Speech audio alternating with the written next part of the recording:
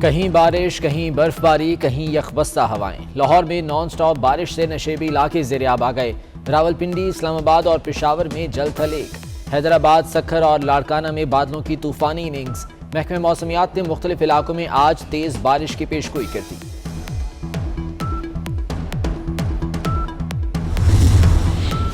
بلوچستان کے ساحلی علاقوں میں بارشوں سے نظام زندگی درہم برہم۔ مکانات، سیلابی ریلوں کی نظر، رابطہ سڑکیں بہہ گئیں۔ گوادر ایئرپورٹ بھی ڈوب گیا۔ گوادر، کیچ اور پسٹی میں ایمرجنسی نافذ۔ سیلاب سے متاثرہ علاقوں میں ریسکیو آپریشن جاری۔ آئی ایس پی آر کے مطابق پاک فوج اور بحریہ کے دستے امدادی سرگرمیوں میں مصروف ہیں۔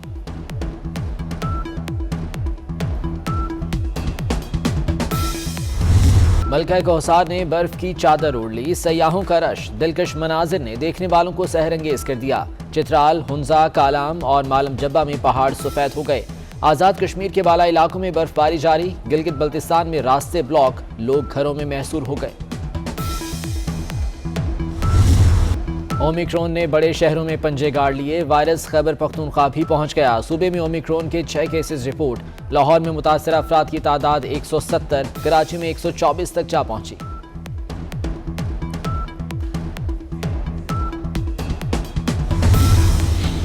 بچوں کی امیدوں پر پانی پھر گیا۔ موسم سرما کی تعطیلات میں اضافہ نہیں ہوگا، secretary schools education Lahore Ghulam Farid نے بتا دیا۔ کہتے ہیں چھٹیوں میں توسیع کی کوئی تجویز زیر غور نہیں، تمام اسکول معمول کے مطابق مقررہ وقت پر کھلیں گے۔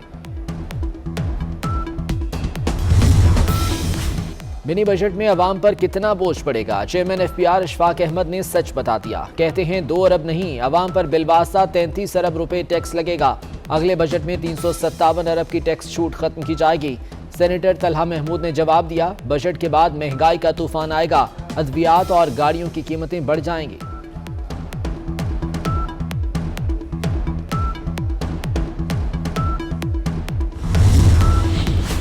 مہنگائی کے وار برقرار، ملٹی نیشنل کمپنیز کو بھی کھلی چھوٹ مل گئی۔ 30 روز میں نمک کی قیمتوں میں دوسری بار اضافہ۔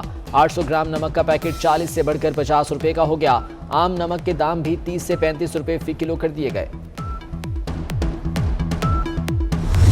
اگر کوئی اس طرح کی بات کر رہا ہے ڈیل کی یا کوئی اس طرح کی بات کرتا ہے، میں آپ سے ریکویسٹ کروں گا کہ انہی سے سوال کریں کہ کون کر رہا ہے ڈیل، کیا ہے اس کے محرکات کیا ہیں، دی ایویڈنس۔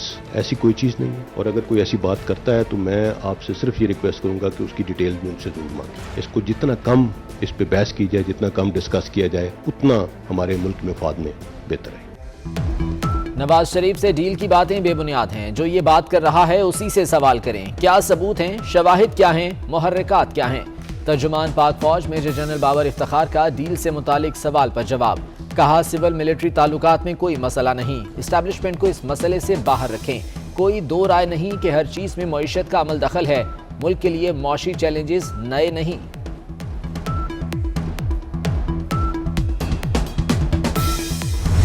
ہم تو بہت دیر سے یہ بات واضح کرنے کی کوشش کر رہے ہیں کہ مسلم لیگ نون ڈیل کی سیاست پہ یقین نہیں رکھتی اور ہماری صرف ڈیل عوام کے ساتھ ہے۔ میں D G I S P R صاحب کا شکریہ ادا کرتا ہوں کہ میڈیا شاید ہماری بات کو اتنا وزن نہیں دے رہا تھا، انہوں نے بھی اس کی وضاحت فرما دی ہے، میں ان کا شکر گزار ہوں۔ نون لیگ کا ترجمان پاک فوج کے بیان کا خیر مقدم۔ احسن اقبال بولے، ڈی جی صاحب کا شکریہ، انہوں نے بات واضح کر دی۔ نون لیگ کسی ڈیل پر یقین نہیں رکھتی، ہماری ڈیل صرف عوام کے ساتھ ہے۔ پی ڈی ایم سربراہ مولانا فضل الرحمان کسی بھی ڈیل سے لا علم۔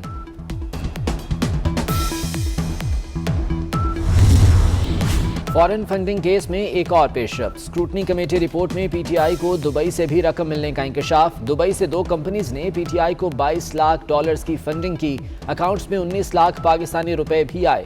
پی ٹی آئی نے دبئی سے آئے فنڈز کے ذرائع نہیں بتائے۔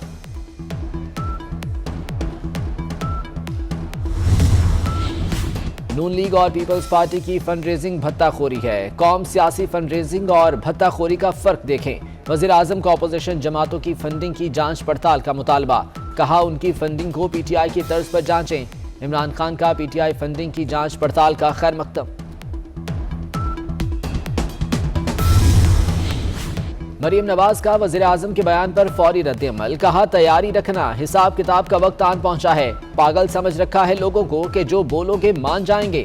7 سال سے دھونس اور طاقت کے ذریعے کیس کو چلنے کیوں نہیں دیا؟ کیوں اتنے سال راہ فرار اختیار کرتے رہے اور پھر منتیں کی کہ رپورٹ ریلیز نہ کی جائے؟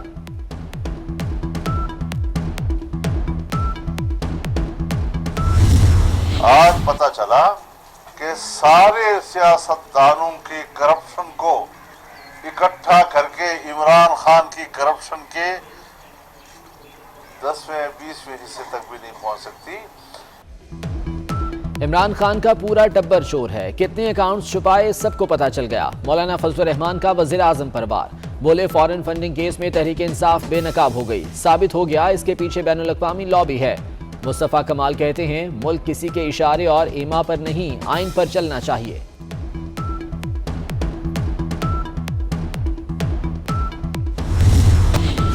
پاکستانی پائلٹس کے لیے امتحانات پر عائد پابندی ختم، انٹرنیشنل سول ایویشن آرگنائزیشن کا پاکستان کے سیکیورٹی انتظامات پر اظہار اطمینان، پی آئی اے کی برطانیہ اور دیگر ملکوں کے لیے براہ راست پروازوں پر پابندی ہٹنے کا امکان۔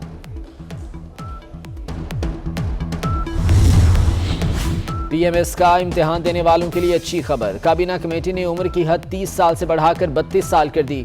اجلاس میں لاہور کو 2 اضلاع میں تقسیم کرنے پر مشاورت، فیصلہ پی ٹی آئی کے وزراء اور ارکان اسمبلی کی مشاورت سے مشروط۔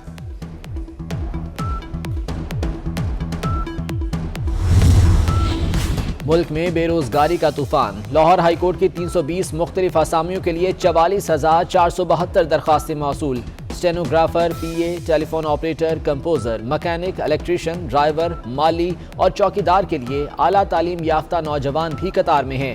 درخواستوں کو شارٹ لسٹ کرنے کا فیصلہ۔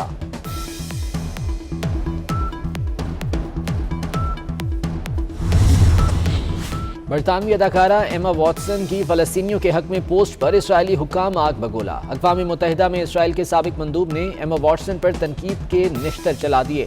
برطانوی سیاستدان سیدہ بارسی سمیت متعدد رہنما ایما واٹسن کے حق میں بول پڑے، کہا فلسطینیوں کی حمایت کا مطلب یہودی مخالف ہونا نہیں۔